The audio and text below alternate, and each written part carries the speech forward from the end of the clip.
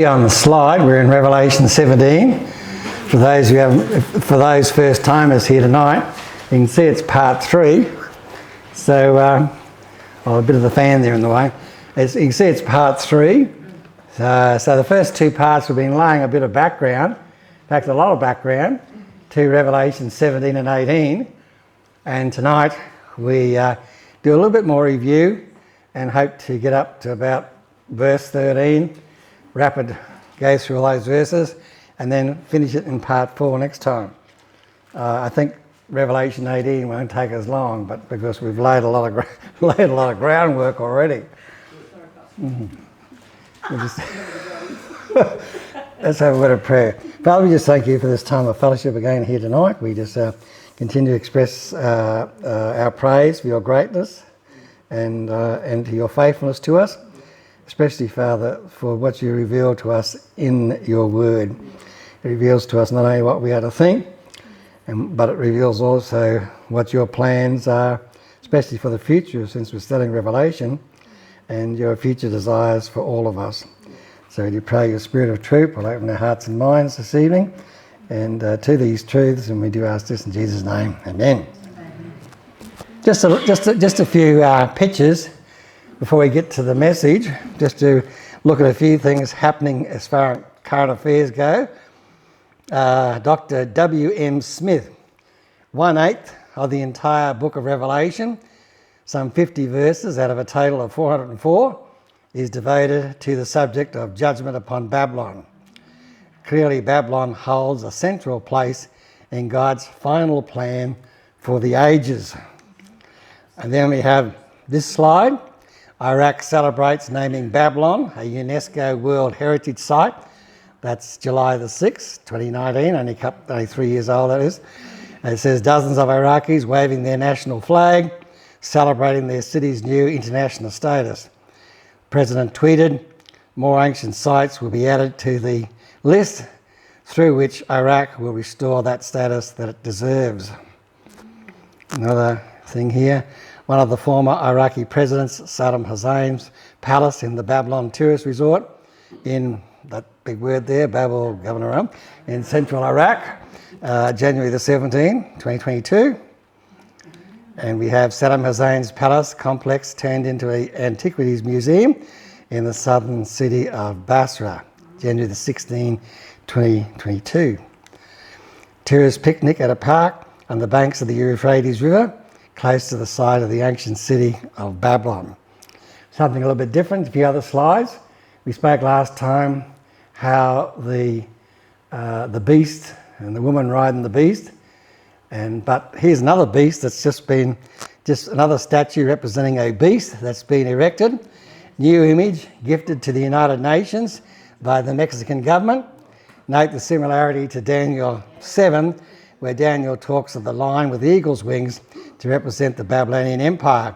And in this particular case, the guardian is a fusion of a jaguar and eagle, but similarities. The concept is sort of still the same.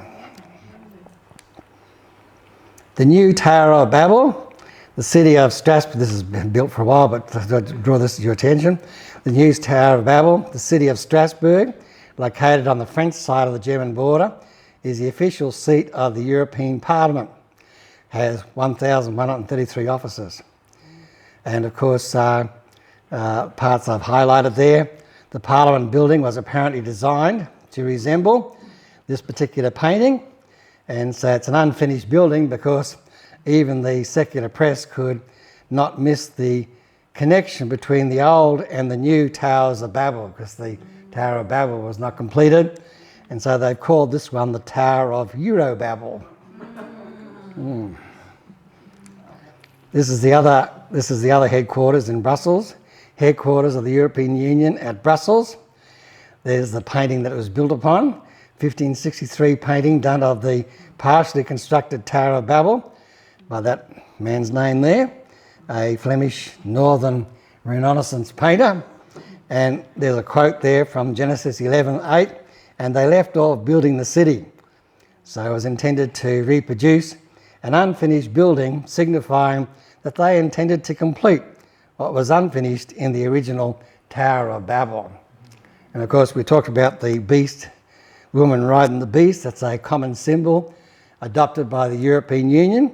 There's one there, pagan goddess Europa, outside the European Union headquarters in Brussels. Getting a little bit older, here we have a magazine that was put out, cover of the German magazine, translated, "Good morning, Europe." The symbolism of the woman riding the beast is commonly accepted as identification for the European Union. It seems to be starting to pull together as a result of this invasion of Ukraine. And then, of course, an article in Time magazine, 9th of December 1991, a long time ago, but way back then, depicted a woman riding a bull and holding aloft the European flag. Over time, of course, they've produced some coins, €2 coins issued in Greece and Belgium of the woman riding the beast. And of course, here we have a German phone card with a woman riding the beast. And here's a stamp that was produced. This is a stamp to commend the second election of the European Parliament in 1984. Something a little bit different again, they're just producing little bits and pieces here of current affairs. I'll read the passage in a minute. You might recall how the Antichrist will set himself up a statue in the temple that'll be able to speak and do things. Well, that technology already exists. Here we have giant end-time technology, giant shape-shifting statue that talks. It's a programmable moving statue that's 10 stories high and covered with millions of LED pixels that allows it to take the form of any person. There it is, taking the form of John Lennon, of course, in that particular case. That sort of reminds us of Revelation 13, 14 and 15, which says, "And he deceives those who dwell on the earth by those signs which he was granted to do in the sight of the beast, telling those who dwell on the earth to make an image to the beast who was wounded by the sword and lived. He was granted power to give breath to the image of the beast, and the image of the beast should both speak and cause as many who would not worship to the image of the beast to be killed." So there's a few things just to say that. And if you have glanced through the Herald of Hope already, you see there's a few articles in there about the Euphrates drying up and about the push towards Ukraine and taking it over by the Russians and so on. There might be a couple of good articles in there in the Herald of Hope. Just to get us on track with the message, overview, first of all, the end times. Here we see on this slide, last time I pressed this thing, I lost my slides. It's the little middle button, isn't it? Yeah, that's right. Yeah, that's the point of Are we on there? I got to hold it, have I? Yep. Okay. Present church age, of course. We're waiting for the rapture of the church. Article in the Herald of Hope there. One of the writers thinks we're getting pretty close. And of course, we'll be taken out of here. Probably a period of preparation, even though the scriptures don't say that, but it seems to be understandable, considering what will happen when the rapture takes place. It'll be time to get the world organised again. And then the rise of the Antichrist. He'll for the 7 years of the tribulation, which is known by different names, Daniel's 70th week, the time of Jacob's trouble, the day of the Lord's wrath. Halfway through the tribulation, the abomination of desolation, that refers to that statue, which is set up in the yet-to-be-built temple, which is making progress to be almost ready. It's like 3 months they can have it up. Yeah, well, it wouldn't take long with today's building techniques. And then, of course, after the Armageddon campaign, Jesus Christ returns. That's the second coming. And then we have a series of judgments not mentioned there. We've had a look at them. Sheep and the goat judgments. A 75-day interval. We know about that one between the second coming and the start of the millennium, where Jesus reigns for 1,000 years. And then the final judgment, the Great White Throne judgment, and then into the eternal state. And when we say the eternal state, we're talking about, of course, new heavens and new earth. This earth will be around for a long time yet. Restored in the millennium, new in the eternal state. So new heaven and new earth. We have seen that when we're talking about this vision concerning Babylon, and I'm giving you an alternative view here, as we've been explaining, we're looking at the thought that we're not talking about Rome as such, as some people interpret Revelation 17, although there is a revived Roman Empire, but this is also the idea that there will be a rebuilt Babylon of some form or another. And we've spent a couple of lessons talking about a lot of that, so we said we've really laid the groundwork for some of this. And so we've seen how the prophets foretold the judgment that would come against Babylon. God's word we've studied in Zechariah 5, verses 5 through 11, will teach that wickedness will again rear its ugly head in the same place where it began, which will be Babylon. Isaiah 13 and Isaiah 14, which we studied in part, and Jeremiah 50 and 51, which I'll just summarise in a slide in a moment, they predicted that the city of Babylon would be destroyed suddenly and completely, which has never ever happened when the Persians took over Babylon. And since Babylon is never destroyed suddenly and completely, then these prophets here, Zechariah, Isaiah, and Jeremiah, they must be referring to a future city of Babylon that will be totally destroyed. As we saw in the Isaiah passage, it alludes to the day of the Lord. So that has a wide range of meanings, but specifically in our context, in the return of Jesus Christ. So many parallels. Take, for example, parallels between Jeremiah 50, 51 and Revelation 17 and 18. Not going to read all those verses, otherwise that'll be the whole message for the night if we just read all those. But we see associated with the golden cup, dwelling on many waters, intoxicating the nations, same name. The stone sinking into Euphrates, which we see at the end of Revelation 18:21. Sudden destruction, destroyed by fire, final, uninhabitable, deserved punishment. God's people are instructed to flee during the time of the tribulation. And of course, we'll see in Revelation 18:20 and Revelation 19 how heaven will rejoice at the destruction of Babylon. And so that's the parallel there between Jeremiah and the book of Revelation. Of course, we see in this passage that we've been going through, we see here that John, in a vision, has been shown this great devastation called the Armageddon campaign, which we've also studied, and the catastrophic destruction of the great cities of the earth. And then, of course, John is utterly shocked by these revelations, some of which are mentioned in Revelation chapter 16. And of course, to allay some of these fears, the teaching angel, or one of the angels who may have been responsible for some of this destruction, one of the angels who had the 7 bowls, again, if you weren't familiar with that, we've looked at the 7-bowl judgment. So one of these angels who had the 7 bowls, we read, there came one of the 7 angels who had the 7 bowls and talked with me, saying unto me, and he's going to tell John, he's going to give him some greater insight into this 7th bowl judgment. He says, come here, I will show unto you the judgment of the great harlot. That word, the great harlot, of course, is a word that's associated with Babylon, because we've also noted the woman, that's the harlot, whom you saw, is that great city which reigns over the kings of the earth. And we're taking this to be Babylon, not Rome. As he goes on to say in Revelation 18, alas, alas, that great city, actually names it Babylon, that mighty city. For in 1 hour is your judgment come. And so this angel now is talking to him about some of these things and is going to explain them in a little bit more detail. Of course, Babylon, as we've seen, is a city where man first began to worship himself in an organised rebellion against God. You can read about that in Genesis 11.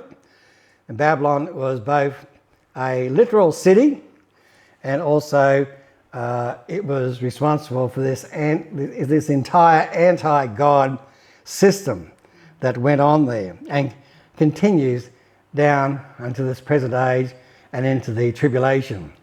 That's why later on it's going to talk about the mother of harlots. Rome is not the mother of harlots, she's just a daughter harlot.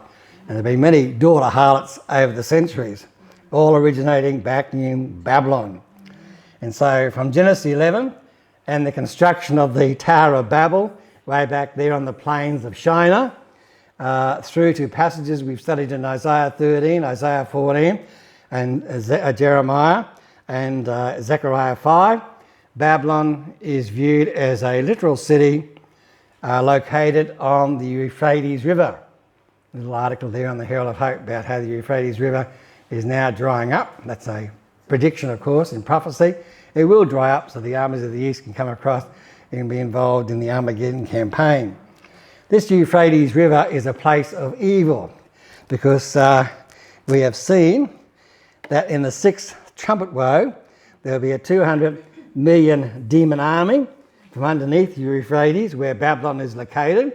They are controlled by 4 demon generals that are released. We studied that way back in earlier passages in the book of Revelation, Revelation chapter 9, I think it was. And we've also seen, what it says there on my slide, the command is loose the 4 angels which are bound in the great river Euphrates. We don't know why they're in prison there, but it must have been something dreadful. And they're held there in captivity, as Revelation 9 says, until the time of their release, which will be during the tribulation in the sixth trumpet woe. And a woe means, this is going to be a terrible judgment, as Revelation 9 talks about. Then, of course, as we know, talking about the Euphrates, there will be a sixth bowl judgment where the Euphrates will dry up. We see it's in that process already, according to the Herald of Hope article. The sixth angel poured out his bowl on the great river Euphrates. We're not in the tribulation day yet. He poured out, so we're not talking about the sixth trumpet judgment yet. The sixth angel poured out his bowl on the great river Euphrates, and its water was dried up, prepare the way for the kings from the east. And so we see these things starting to take place. And these references then to the Euphrates point to the fact that something important, something evil is going on there, and a rebuilt city of Babylon on the Euphrates, a functioning city of Babylon, whatever form it takes, not of course in its previous glory, but it'll be a religious and political centre, especially for the Antichrist in the last 3.5 years of the tribulation. And that's a very good reason why the Bible in the Revelation is placing this emphasis on the Euphrates River. Something evil is going to happen there. And we showed you that slide in previous messages about the 3 temples that are now under construction there near Babylon. So we have this judgment that is described by analogy. When God judges Babylon, the angel says, I will show unto you the judgment of the great harlot. Great in the sense that she will have a strong role in spiritual idolatry and has done so throughout history, from the time of Babel on the plains of Shinar all the way down through history.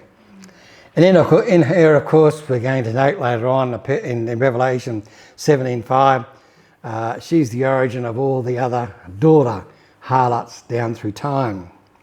In the Bible, of course, harlotry stands for false gods, false worship, false religion, false devotion. We'll see all that happening in the tribulation. It stands for worshipping anything other than the true living God. And this harlot is said to sit upon or sit beside many waters. And of course, that speaks of her influence, her support, no longer restricted to the plains of Shinar.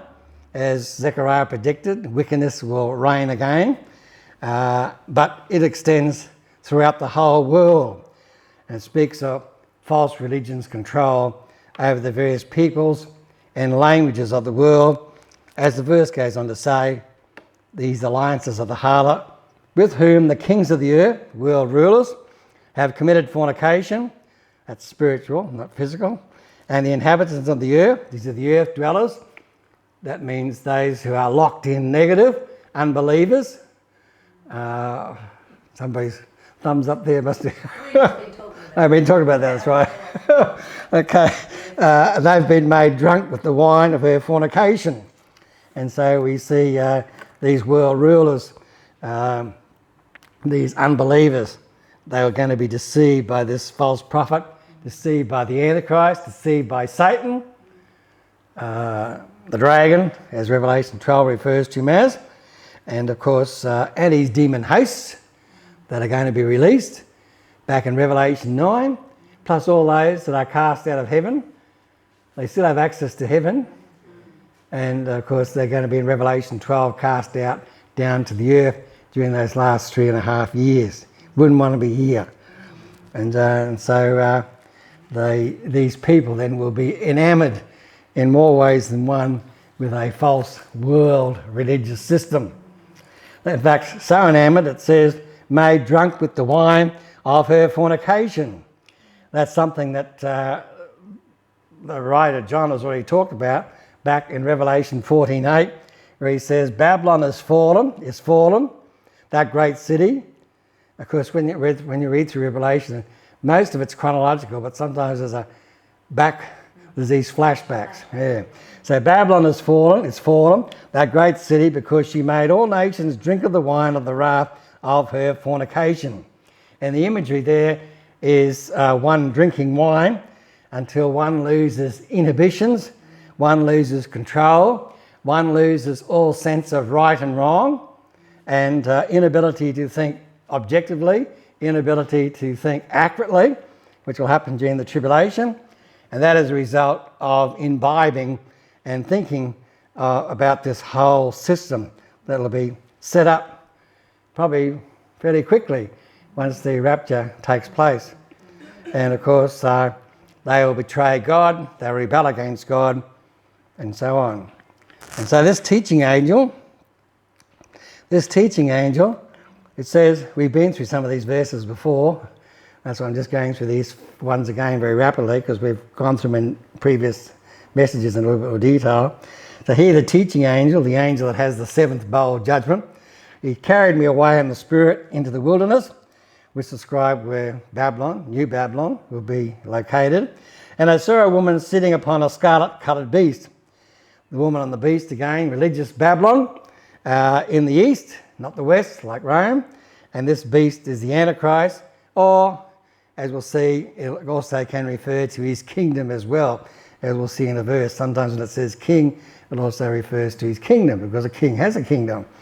And sitting means that this false religion is supported and dependent upon the beast, and also any governments that are under his control as well, until we'll see at the end of Revelation 17 he does away with this religious system, because he sets himself up in the temple to be worshipped as God. Never mind all these other byproducts.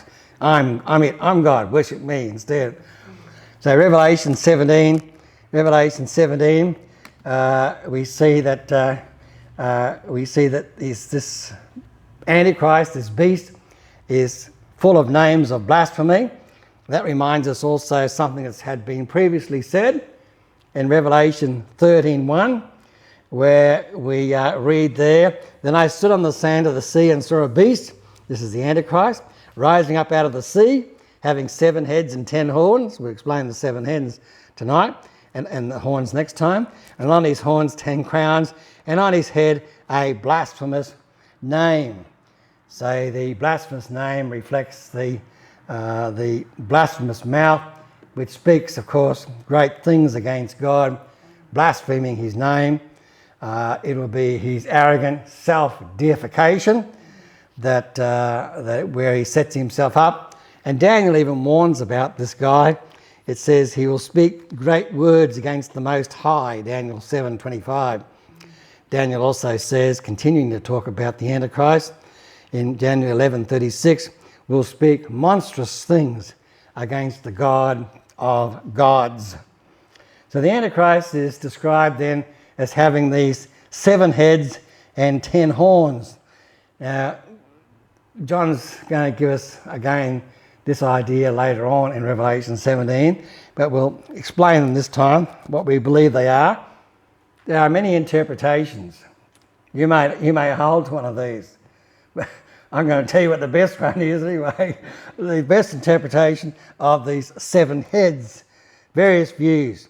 But these 7 heads, because we're talking about the harlot here, the mother of all harlots, this is something going right back to the dawn of time, where Satan has always tried to control the Jews and the Jewish nation by someone like the Antichrist, whether it's the Pharaoh or Nebuchadnezzar and so on. So we're talking here about those past governments, those present governments, and yet future governments, where this religion, this false teaching has distracted or dominated Israel. And so, of course, we're talking about Satan's 7 super kingdoms, which, of course, we'll read something about these later on. Egypt, Assyria, Babylon, Persia, Greece, Rome, Rome 2, that's still to come, which would be made up of a 10-nation confederacy, the 10 horns.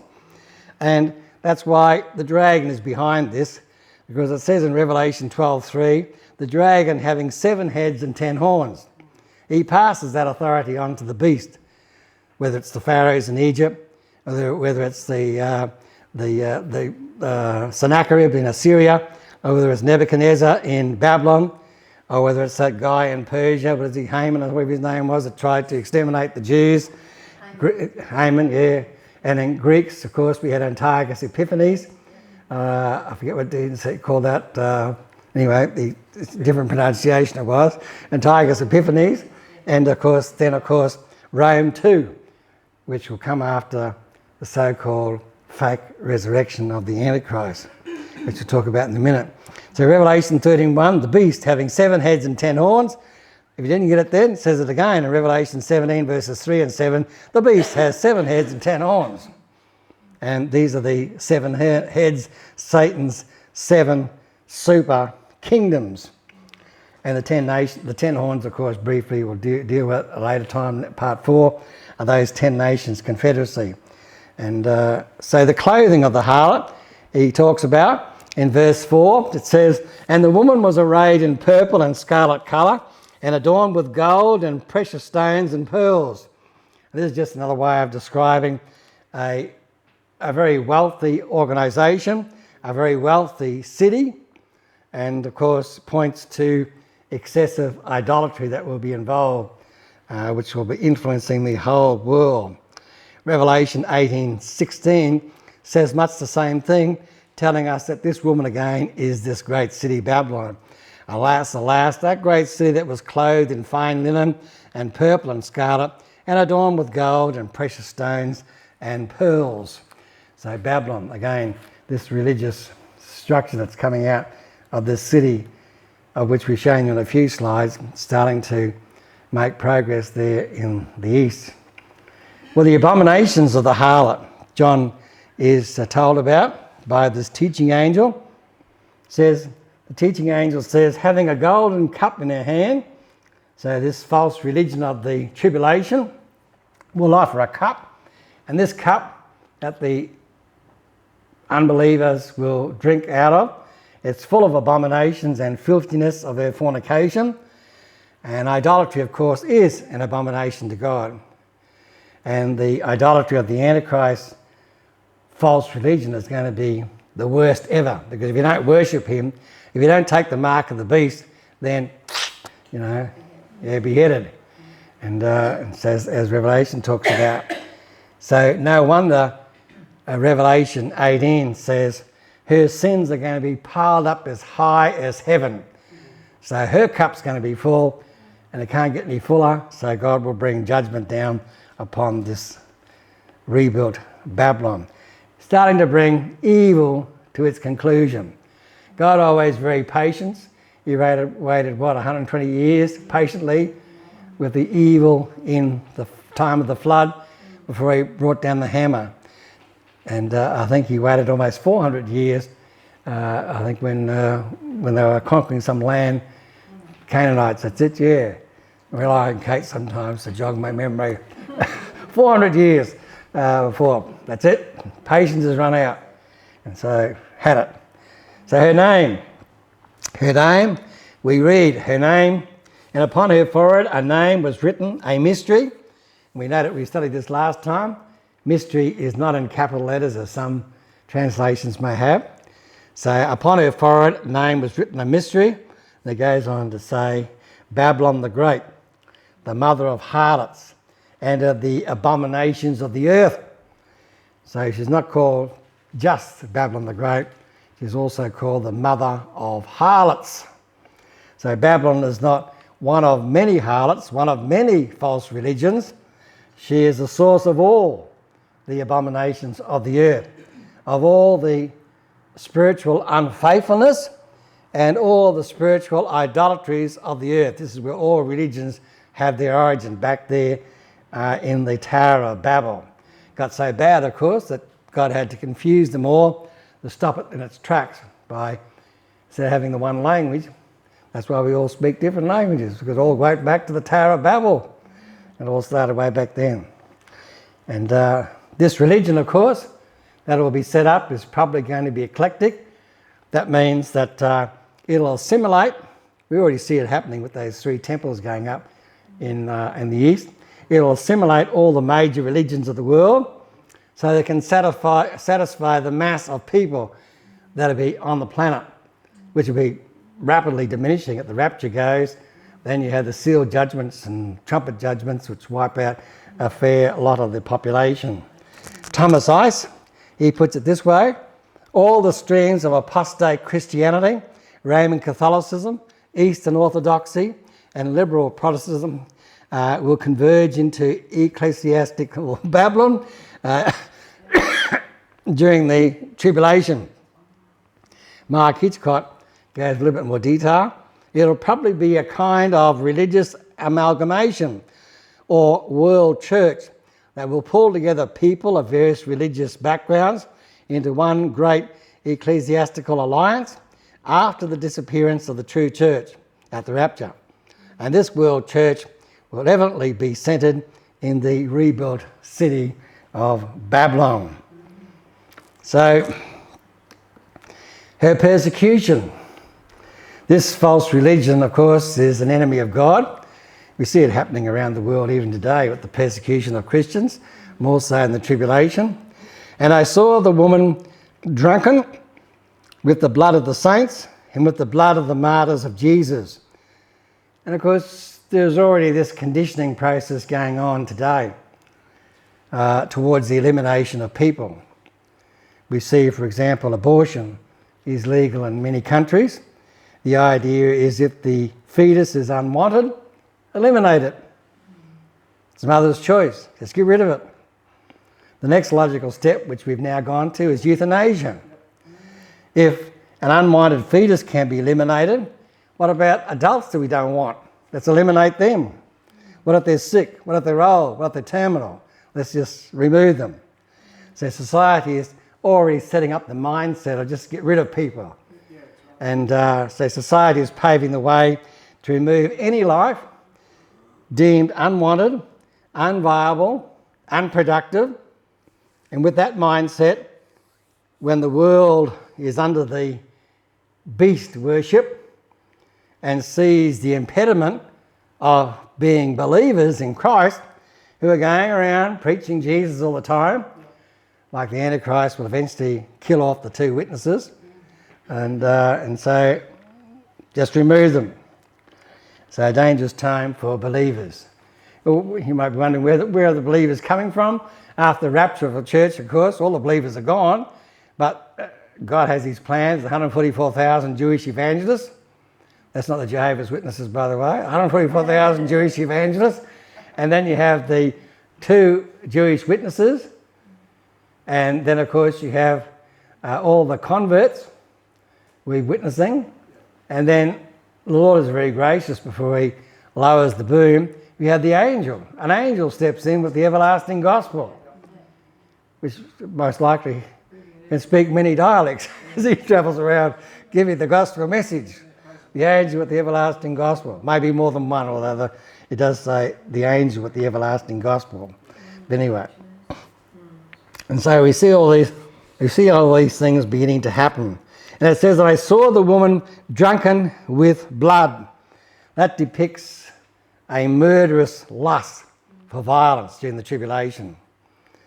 And this kingdom at the end time, this interconnected political, social, economics comes into it because you need the mark of the beast to buy and sell, and religious system is going to make enemies of anyone who is a believer in the Lord Jesus Christ and seeks to destroy them and seeks to, as well, maybe unbelievers as well, because seeks to destroy all those who refuse to accept the mark of the beast. So John's response, what would your response be? John's response is, I wondered with great wonder. In other words, he's just shocked.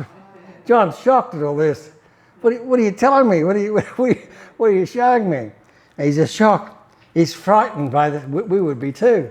He's frightened by this ghastly vision that this angel has revealed to him. And of course, the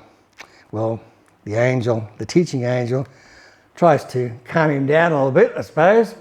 He says, why are you shocked?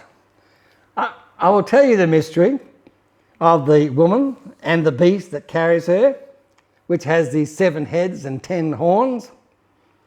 And so John, the teaching angel, now goes into description of this beast, of this coming Antichrist.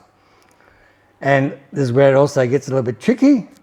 We'll read here that the beast that you saw was and is not and shall ascend out of the bottomless pit and go into perdition. There's a summary statement of the life cycle of this one called the Antichrist. So the beast that was, that describes his natural career whenever he makes his appearance and rises to prominence. The beast that was. The beast that is not describes his apparent death, because he's going to have a serious head wound. Someone must try to assassinate him. And is not describes his apparent death, and yet is describes his apparent resurrection, coming back to life. And of course, the word perdition there is referring, of course, to eventually at the second advent, he'll be cast into the lake of fire. Now this talk about fake news, I suppose. This guy, the Antichrist. No, well, it's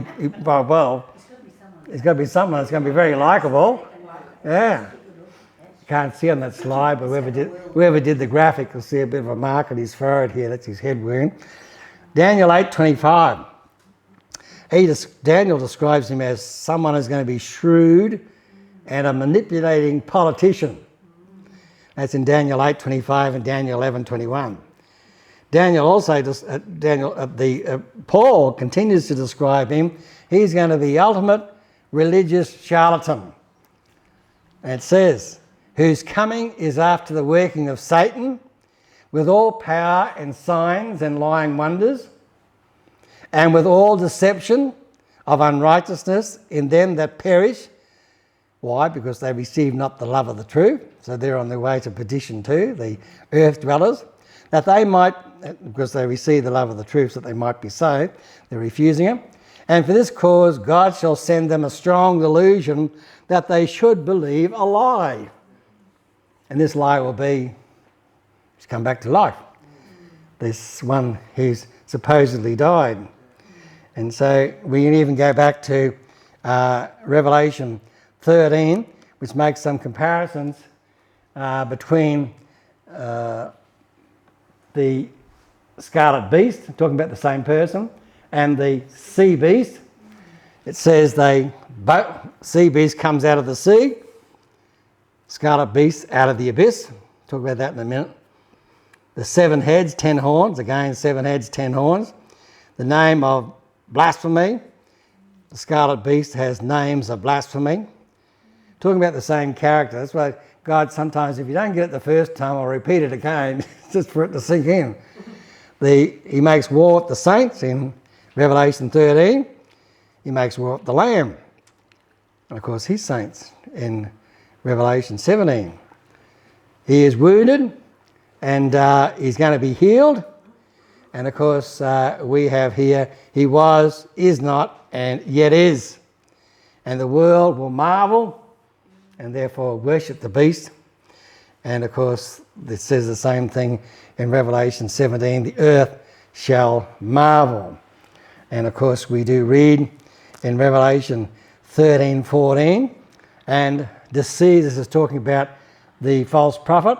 In Revelation 13:12 and 14, this false prophet guy, this is his sidekick to the Antichrist.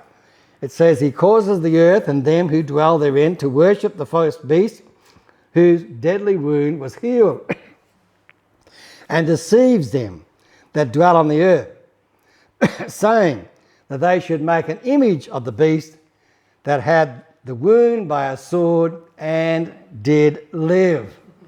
And so we see how this deception goes on. Oh, he comes. Oh, I had one up here. But anyway, that's all right. I'll take yours. It's probably better for me.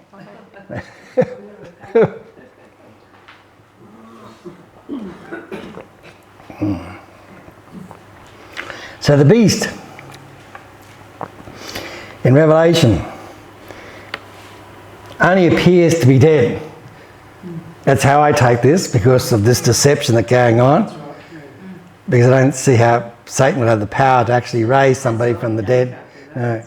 So if the Antichrist appears to be dead, we already have a situation like that. It comes from Acts 14:19, which says, and there came there certain Jews from Antioch and Iconium, who persuaded the people, and having stoned Paul, drew him out of the city, supposing he had been dead. However, as the disciples stood around him, he rose up. So he wasn't dead after all. He only appeared to be dead. I think there's a similar situation with the so-called wounded Antichrist. Newsflash, he's dead. Oh, newsflash, he's alive. He's come back. He's risen again. And so we read of this Antichrist. It says, the beast that you saw was and is not. And then it adds a little bit more, and shall ascend out of the bottomless pit. Now you have to understand how this word bottomless pit is used, because it's used in Revelation 9, verses 1 and 2, where those angels that are locked up in the abyss, this is the word for bottomless pit, by the way, the word abyss, they're going to be released and cause a lot of damage to those who live on the planet Earth. And the abyss, of course, will be a resting place, a holding pen, a remand centre for Satan himself. He'll be tied up there, chained up there for 1,000 years before he's released to do all the damage that he can do at the end of the millennium. But that's not the only way the word abyss is used. The word abyss is used in Romans 10 verse 7 as a reference to death. And so I take this as being, when John says he's coming out of the abyss, like Paul, he's rising up again from being dead, or presumably dead. That's the way I interpret it. Other interpreters may say he was actually dead. He went down to the abyss and then he came back up again, demon possessed. But he is going to be possessed eventually, but he'll be possessed by Satan himself. And so I have this little summary here. 4 phases of the life of the beast. He was the original political appearance and rise of the Antichrist. He is not. His death, ? By a wound. Shall ascend. This is going to be his so-called miraculous recovery from death. And then to perdition, well, finally his destruction. When we say destruction, there's no one destroyed as such. Unbelievers, along with the Antichrist and his sidekick, the false prophet, they will have resurrection bodies and they'll be cast into the lake of fire forever and ever at the second coming and the great, of course, then later on, the great white throne judgment. So at his ascent, though, at his so-called rising back from the dead, we do read in Revelation 11:7 that at that point he's going to overthrow and kill off the 2 witnesses. That'll even add further to his popularity, because no one is able to get rid of the two witnesses. They're like blowtorches. Try to get near them, they'll incinerate you. Fire coming out everywhere from them. But not for the Antichrist. Now that he's come back to life, so-called, he's able to get rid of, the Bible talks about a big Christmas celebration. People will be making passes and celebrations everywhere. The two witnesses are dead. The Antichrist has gotten rid of them. I don't know what they'll call him. They probably won't call him the Antichrist, but the Bible does, yeah. And so we have them, and that will lead to global worship. And in Revelation 13, verses 3 and 4, Daniel adds to the story, and so does Paul in 2 Thessalonians. This most likely will occur near the midpoint of the tribulation, where there will be no stumbling block, taking over the temple that these two witnesses are protecting all this time, taking it over, setting himself up to be worshipped as God. Well, back to, after that little detour, back to Revelation 17. Revelation 17 says much the same thing in 8b. This is the reaction of the world to this political and individual leader and his miracles, supposedly. And they that dwell on the earth shall wonder when they behold the beast that was and is not and yet is. And we're talking about unbelievers here because that's what we have, the little sentence in red. It's not talking about those, it's talking about those whose names were not written in the book of life from the foundations of the world. So we're talking about unbelievers who are going to, as we read in the previous passage, are going to be deceived by all of this that's going on. And so these earth dwellers then are going to wonder, and wonder to the point where, and I saw one of his heads in Revelation 13, 3 and 4, backtrack, flashback, and I saw one of his heads, as it were, wounded to death, and his deadly wound was healed, and all the world wondered after the beast. And they worshipped the dragon. Yeah, the dragon, that's Satan. So Satan's a lot behind this all as well. And they worshipped the dragon, which gave power unto the beast. And they worshipped the beast, saying, who is like unto the beast? Who is able to make war with him? Not even these two witnesses. So arrogance, swelled head, will make war with the Lamb, which the Revelation goes on to talk about, the Armageddon campaign. And so who can make war with him? So a powerful political figure that will one day be on the scene to rule the world. So those people in the tribulation, they need to have some wisdom. It says, and here is the mind which has wisdom. In other words, only those who know the truth, probably revealed to them by the 144,000, probably revealed to them by the two witnesses. Only those who know the truth and accept it will be prepared to recognise and putting their life on the line, of course, and stand against this deception of this future religious system. Understanding God's truth, all applies to us today, always gives us the capacity, if we use it, to recognise the enemy as the enemy. And that goes on to say, talking about these heads, and another tricky passage. Here it says, that's why I've got all these little yellow circles and arrows going everywhere, because the Bible interprets itself. The heads are mountains and the mountains are kings or kingdoms. And so it says, the 7 heads are 7 mountains, not Rome. So they see 7 mountains, 7 hills, Rome, talking about Rome. We're talking about something different here. The 7 heads are 7 mountains on which the woman sits. This is not referring to location, but it's more referring to influence and control. And sometimes the Bible refers to these mountains also as kingdoms. Like Babylon is referred to as a kingdom in Jeremiah 51:25. In fact, it's called a destroying mountain. Behold, I am against you, referring to Babylon in Jeremiah's writings, a destroying mountain who destroys the whole earth, because of, as we've been explaining, the things that are going on in the tribulation.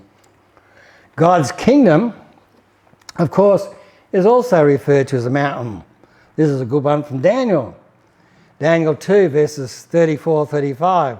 Thou sawest till, this is good old King James, thou sawest till that a stone was cut out without hands, which smote the image upon its feet.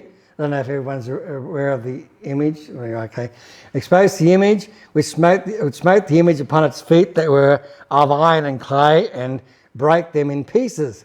Then was the iron, the clay, the brass, the silver, and the gold broken in pieces together, and became like the chaff of the summer threshing floors. And the wind carried them away, so that no place was found for them. And the stone that smote, the stone is Jesus Christ, and the stone that smote the image became a great mountain, the millennial reign of Jesus Christ. So here we see a king, King of kings, King of the Lord. The millennial kingdom referred to as a great mountain, and it will fill the whole earth. So there's nothing wrong with, as it says here, heads are mountains, mountains are kings, kings have kingdoms. And so once again, we're talking about these kingdoms again. They're kings and these kingdoms. So it says in Revelation 17:10. It says in Revelation 17:10, and there are 7 kings. These are Satan's 7 kingdoms that I showed you before that hold sway over Israel. They were Egypt, Assyria, Babylon, Persia, the Grecian Empire, all pass. That's what it means. And there are 7 kings. 5 are fallen. They're gone. One is, at the time John wrote this, was Rome. One is, this is AD 90 when he wrote this. One is yet to come. This is Rome rebuilt, or Rome, the revived Roman Empire is the way we used to describe it, or modern lingo it might be reunited Europe. And then when he comes, he must continue a short time. This is the Antichrist. When all this happens, he'll only have the last 3.5 years of that 7-year tribulation, which would be all hell on earth will break loose because Satan is down as well onto the planet, and probably indwells the Antichrist himself also. And so we have these 7 heads or 7 mountains, 7 kings or 7 kingdoms, and they're not attached. They're not attached to the woman named Babylon. They're attached to the beast itself, because as we've alluded to, we have the first kingdom that was against Israel was Egypt. That is the kingdom, the nation of Israel was taken into captivity in the days of Moses. Pharaoh, and so we know which Pharaoh they're talking about. The Bible says the Pharaoh who did not know Joseph blasphemed God by claiming to be a god, just like the Antichrist will do in the future. The second anti-Semitic kingdom was Assyria. That's the kingdom that scattered the northern tribes in 722 BC. And who was the one responsible for that? Sennacherib. He was the king of Assyria, and he claimed himself to be a magnificent god. Then we have the third anti-Semitic kingdom, Babylon. And Babylon invaded Israel, devastated Jerusalem, sacked and destroyed the temple, and instigated, in fact, 3 waves of captivity. 604 BC, 586 BC, 535 BC. And of course, the man responsible for most of this is Nebuchadnezzar, and king of Babylon. And he arrogantly said he built his kingdom. He built all this in the might of his power. That's because he was struck down and had to crawl around for 7 years like an animal eating grass until he came to his senses again. And then came Persia. And from Persia was pretty good with the Jews. So the one we're talking about here, of course, is eventually from Persia came that very wicked ruler named Haman, who devised a plot to exterminate the Jewish race. Of course, he ended up on the gallows himself instead. His plan backfired again on him. Then came Greece, but that was followed by Alexander's death in 323 BC. Then the kingdom was divided into 4 parts, and 4 generals took over the kingdom. The worst one, of course, is Antiochus Epiphanes IV. And he was the king of the Greek Seleucid Empire. And he attacked Jerusalem, he was like a type of the Antichrist, this guy. He attacked Jerusalem. He desecrated the temple by sprinkling pig's blood all over the place. And he forbade the Jews to worship the Messiah, worship Jehovah. And he attempted to paganize Jewry. Then we have Rome. Well, Rome was horrific to the Jews. Eventually, of course, destroying the temple, driving them out in AD 70. But then one is yet to come, it says. That would be the new Rome of the Antichrist in the tribulation period. And when he comes, as 2 Thessalonians 2:4 says, he will oppose and exalt himself above every so-called God or object of worship, so that he takes his seat in the temple of God, displaying himself as being God. And so Revelation 17:10 says, and when he comes, he must continue a short time, which the Revelation explains a number of different lingo as 42 months or 3.5 years. Short compared to the length of all these previous kingdoms that we've just sort of briefly summarised. But this is evil being brought to its final conclusion. So, in summary tonight, we have this next verse, which is another tricky one, because someone who is the seventh is also the eighth. So it says, and the beast that was and is not, even he is the eighth, and is of the seven that goes into perdition.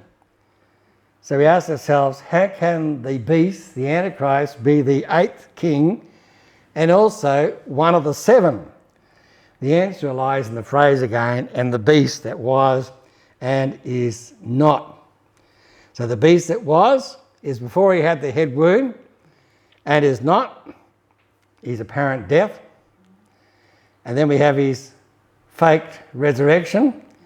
And when his fake resurrection takes place, he becomes indwelt, most likely by Satan. Now he is like new again. He is now the eighth. And he is the eighth after his supposed resurrection. And he's out of the seven, out of those history of those seven kingdoms. He's out of the seventh one, the reunited Europe or the revived Roman Empire, whatever you want to call it.